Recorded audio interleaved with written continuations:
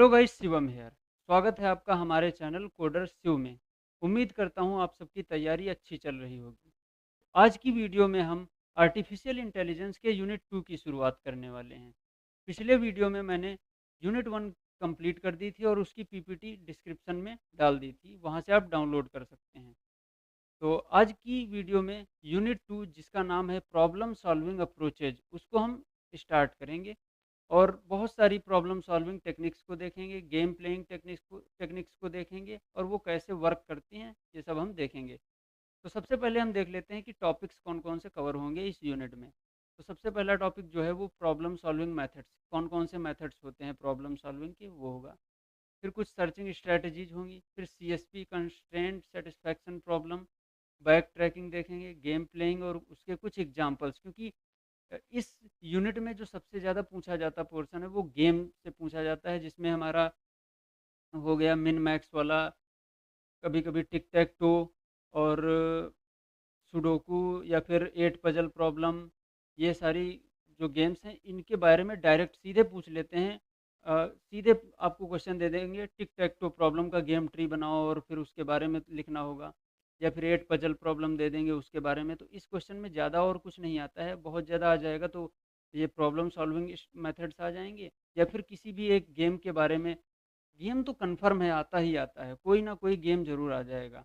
ज़्यादा गेम है भी नहीं, एक टिक टैक टो हुआ, 8 पजल प्रॉब्लम हुआ, सुडोकू का हो सकता है, चेस का भी हो सकता है। चेस का वैसे बहुत कम चांस रहते हैं क्योंकि बड़ा हो जाता है। फिर हम देखेंगे अल्फ़ा बीटा प्रूनिंग, फिर स्टोकेस्टिक गेम्स के बारे में देखेंगे, जो स्टोकेस्टिक टेक्निक्स होती हैं उनके बारे में।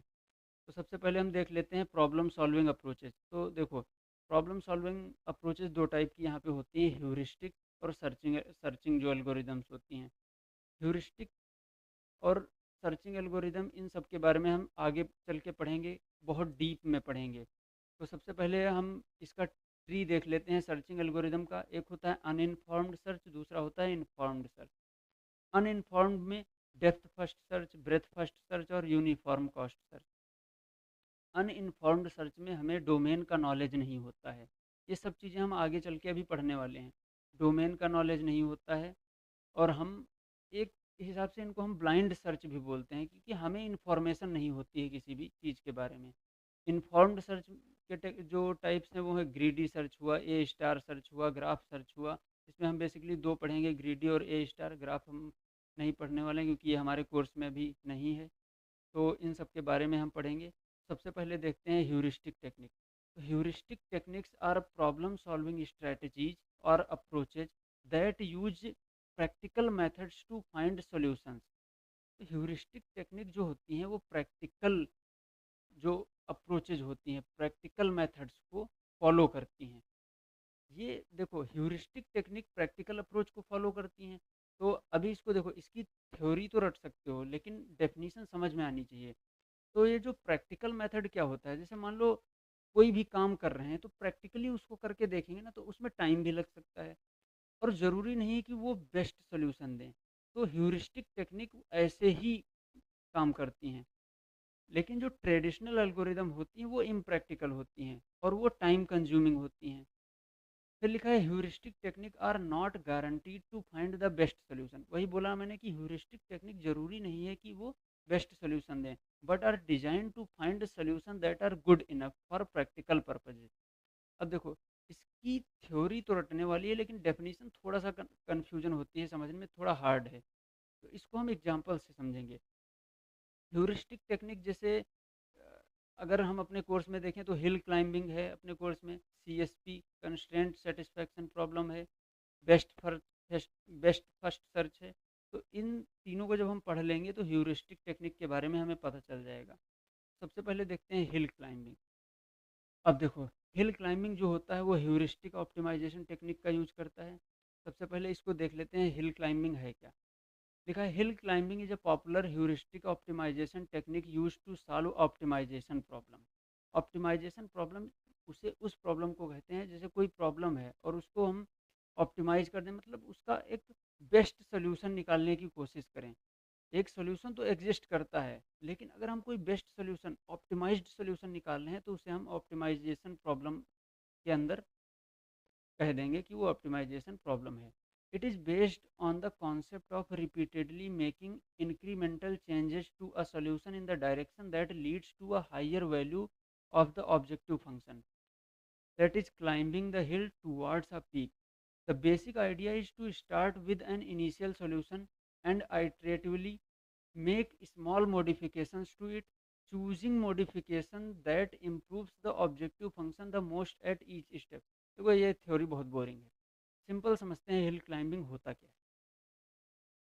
इस ग्राफ को देखो, इस ग्राफ में ये जो हिल के टाइप का बना हुआ है, इसे हम हिल क्लाइंबिंग, इसे हम तो बोलेंगे स्टेट स्पेस ट्री। ये जो स्टेट स्पेस ट्री बना है इसको हम हिल क्लाइंबिंग गेम कहते हैं। अब इसमें देखो होता क्या है, हमें कोई प्रॉब्लम का सॉल्यूशन निकालना है। तो अब इस हिल क्लाइंबिंग में ह्यूरिस्टिक टेक्निक का यूज होता है। कैसे यूज होता है, जैसे मान लो यहाँ पे ये इसकी करंट स्टेट दी हुई है और इसे पता करना है कि ऊंचाई, सबसे ऊंचाई कहाँ पे है।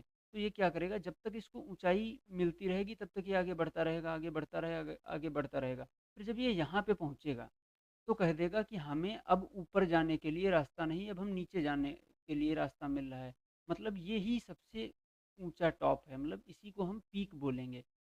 तो ये एक सॉल्यूशन मिला कि हमने टॉप, मतलब हम टॉप पे पहुंच गए।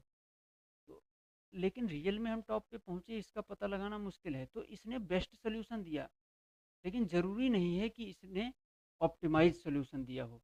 मैंने बताया था कि ह्यूरिस्टिक टेक्निक जो है बेस्ट सॉल्यूशन देती है, गुड सॉल्यूशन देती है, लेकिन ज़रूरी नहीं है कि वो ऑप्टिमाइज्ड हो। ठीक है, तो यहाँ पे पहुँच गया, लेकिन अब इसके हिसाब से ये तो सबसे ऊँचे पहुँच गया, लेकिन इससे भी ऊँचा एक ये देखो ये है, तो ये तो गड़बड़ हो गई। इस गड़बड़ को सुधारने के लिए और सारी टेक्निक्स आती हैं। तो हिल क्लाइंबिंग में देखो, हिल क्लाइंबिंग के बारे में पूछेगा, डायरेक्ट पूछेगा हिल क्लाइंबिंग क्या होता है, तो सीधे हमको ये थ्योरी चिपका देनी है। अगर थ्योरी नहीं याद हो पा रही तो कोई बात नहीं, इस स्टेट स्पेस ट्री को बनाना है, सबसे पहले इस ग्राफ को बनाना है। फिर इस ग्राफ में जो जो चीज़ें होती हैं उन्हें समझा देना है। अब इस ग्राफ में क्या है, देखो, एक तो ये हो सकता है, दो, सबसे पहले तो इसमें दो ऐसे ऐसे हिल बना देने हैं जिससे पता चले एक लोकल मैक्सिमम रहेगा, एक ग्लोबल मैक्सिमम रहेगा। जो मेन पीक होगी वो ये होगी। ठीक है, फिर ये जितनी चीज़ें हैं, ये हमारा शोल्डर हुआ, इसको अगर ना भी लिखो तो कोई दिक्कत नहीं है, इसको ज़्यादा लोड नहीं देते हैं। करंट स्टेट जहाँ पे हमारा अभी अ, खड़े हैं हम, वो हमारी करंट स्टेट होगी। लोकल मैक्सिमम जो सेकंड मैक्सिमम या फिर जो जितने भी हाईएस्ट पीक से नीचे वाले मैक्सिमम है उन्हें बोलेंगे। फ्लैट सरफेस ये हुआ, मतलब ये कि ये एक टाइम आएगा जैसे ये ऊंचे जा रहा है, एक टाइम आएगा ऊंचे जा रहा है, ऊंचे जा रहा है, और इसको नीचे जाने के लिए भी रास्ता नहीं मिलेगा और ऊपर जाने के लिए रास्ता नहीं मिलेगा। जैसे इस पोजीशन पे जब ये पहुंचेगा, जहाँ पे भी ये एरो है, कर्सर है, तो इसको ऊंचे जाने के लिए रास्ता नहीं मिल रहा है और ना नीचे जाने के लिए, इसको फ्लैट मिला। तो ये कंफ्यूज हो जाएगा कि यार मैं सच में सबसे पीक पे हूँ या नहीं, क्योंकि हो सकता है आगे से और ऊंचाई आ जाए, क्योंकि इसको नीचे जाने के लिए तो मिला नहीं। लेकिन यहाँ पे क्या था, यहाँ पे नीचे जाने के लिए मिल गया था, तो ये कह सकता था दावे के साथ कि हाँ हम सबसे ऊंचे हैं। लेकिन यहाँ पे तो नहीं कह सकता। तो इन पांचों चीज़ों को या फिर इन चार चीज़ों को, global maximum, local maximum, flat और करंट स्टेट, इन चार चीज़ों को समझा दो, हिल क्लाइंबिंग में 10 नंबर पक्के। तो इन चारों चीज़ों की डेफिनेशन मैंने दे रखी है। लोकल मैक्सिमम क्या होता है, देखो डेफिनेशन पढ़ लेना, हो सकता मैं एक बार बोल भी दूंगा। Local maximum is a state which is better than its neighbour state, but there is also another state which is higher than it. मतलब कह रहा है लोकल मैक्सिमम एक वो पॉइंट है जो कि नेबर स्टेट है किसका, इसका। मतलब लोकल मैक्सिमम वो मैक्सिमम है जिससे मैक्सिमम एक और भी है। मतलब देखो, ये लोकल मैक्सिमम हुआ, ये ग्लोबल मैक्सिमम हुआ, अब इससे हाइयर ये मैक्सिमम है ना, तो ये हमारा लोकल मैक्सिमम हो जाएगा। फिर global maximum, global maximum is the best possible state of state space landscape, it is the highest value of the objective function. देखो, ग्लोबल मैक्सिमम पूरे स्टेट स्पेस ट्री में जो सबसे हाईएस्ट वैल्यू होगी वही ग्लोबल मैक्सिमम होगी। तीसरी चीज़ होती है करंट स्टेट। करंट स्टेट क्या होगा, करंट स्टेट जहाँ पे इस समय हम हैं, क्या लिखा है, it is the state in a landscape diagram where an agent is currently present. जहाँ पे हम हैं, एजेंट खड़ा है, वो हमारी करंट स्टेट हो जाएगी। चौथी चीज़ है flat local maximum. It is a flat space in the landscape where all the neighbour state of current state have the same value. वो ये हो गया कि मतलब मैक्सिमम, ऐसे मैक्सिमम पे वो खड़ा है जहाँ पे एकदम ना उसका कोई मैक्सिमम है, फिर ना उसका कोई मिनिमम मिल रहा है, वो एकदम फ्लैट है ये एरिया। फिर है shoulder. It is the plateau region which has an uphill edge. मतलब ये वाली देखो, ये ऊंचे जा रहा है, ऊंचे जा रहा है, फिर फ्लैट हुआ और फिर अचानक से ऊंचाई इसको मिल गई, तो इस रीजन को शोल्डर बोलेंगे। तो हिल क्लाइंबिंग जब भी पूछे, ह्यूरिस्टिक पूछ रहा है, वहाँ पे भी थोड़ी सी डेफिनेशन और इसके ये जो मैंने दे रखे हैं एग्जांपल, ये लिख दो। और हिल क्लाइंबिंग अगर पूछ रहा है तो उसको कुछ नहीं करना है। हिल क्लाइंबिंग की थ्योरी नहीं आती है कोई बात नहीं, बस ये एक डायग्राम बनाओ और इन चारों को एक्सप्लेन कर दो, हिल क्लाइंबिंग में नंबर कन्फर्म। तो ये हिल क्लाइंबिंग हो गया। बाकी इसकी जो अगले टाइप्स हैं, जैसे सीएसपी हुआ, बेस्ट फर्स्ट सर्च हुआ, ये हम अगले वीडियो में देखेंगे। तो उम्मीद करता हूँ ये वीडियो आपको अच्छी लगी है। आपको क्या करना है, इस वीडियो को लाइक कर देना है और ज़्यादा से ज़्यादा शेयर करना है। देखो, एक वीडियो को बनाने में बहुत ज़्यादा मेहनत लगती है। इस पीपीटी को बनाने में ही कम से कम मैंने 2 घंटे लगा दिए हैं।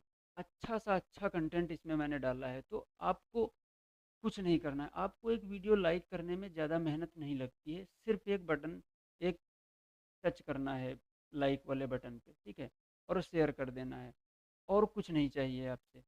उसमें आपका पैसा भी नहीं लगता। तो सिंपल, आपको अगर सच में अच्छा लगता है तो आप वीडियो को शेयर कर दीजिए, लाइक करिए और चैनल को सब्सक्राइब कर दीजिए। हम मिलते हैं इसके नेक्स्ट वीडियो में इसके नए टॉपिक के साथ। तब तक के लिए